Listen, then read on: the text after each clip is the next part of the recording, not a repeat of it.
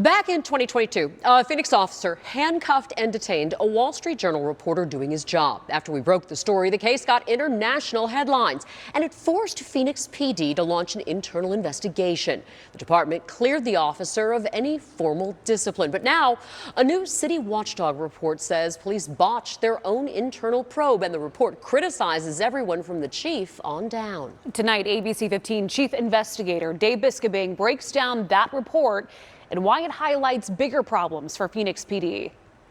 Think about the full picture here. This incident made international news, and it happened while Phoenix PD was under DOJ investigation. But despite all that, the city's own watchdog still found the internal investigation was not thorough and complete. It ignored issues of race and de-escalation.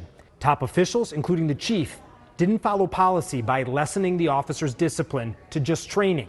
And the officer didn't even properly complete that training. Now, those are just the watchdog report's headlines, the bullet points. Here's how it looks when we take those full findings and put them with video of what happened. You do? I will leave. I'll walk away voluntarily.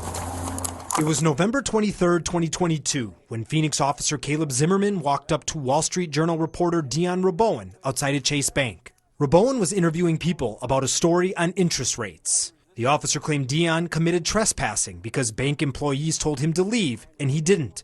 Something the reporter says wasn't true. Please record this. Do you really want to make this worse? Hey, wait, right now you can still... I told you I would voluntarily leave. Okay, that's not an option right now. Why is that not an option? Because I explained it to you already. Did you listen? This is a monitoring report from Phoenix's Office of Accountability and Transparency, or OAT. It's the first monitoring report it's ever released. And it opened this monitoring case because of our story. Absolutely did not need to cuff him. Now, when it comes to what you just saw, it said, Oates' review identified several opportunities to utilize strategies that reasonably could have de-escalated the situation. It also found the officer never spoke to anyone who could actually say they asked Dion to leave. The report continued. The bank wanted the involved civilian to leave the premises. Allowing the involved civilian to do so voluntarily would have accomplished this. Grab your ID out of your wallet. And I'm an ID. Okay. The OAT report also said because Dion wasn't under a full custody arrest, the officer wasn't allowed to search him, but the officer did.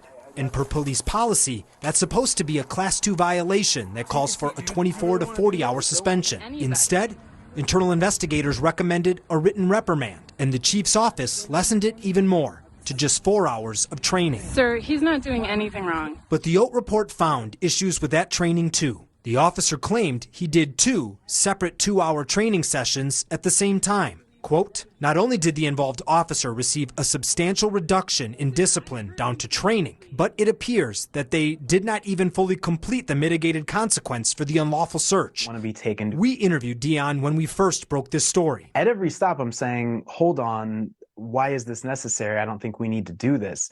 You know, from the cuffs to going to the car to being put in the car. After the incident, Dion filed a complaint, and the OAT report confirmed our previous reporting that Phoenix closed the file quickly, only to reopen it once the incident got more attention. And the OAT report criticized that reopened internal investigation. One of the main allegations that was supposed to be looked at, racial bias in detainment. But the report said that part of the investigation was not thorough and complete. The involved officer's interview was silent on the issue of race being a factor. In short, investigators never asked that officer about race. But I think it's important to talk about this because of everything we've talked about. You know, this is a department that's under DOJ investigation for excessive force, that's under investigation for the way that they operate and the way they handle business. And despite that, they continue to operate this way. And in a written statement, Interim Police Chief Michael Sullivan called the monitoring report insightful and valuable.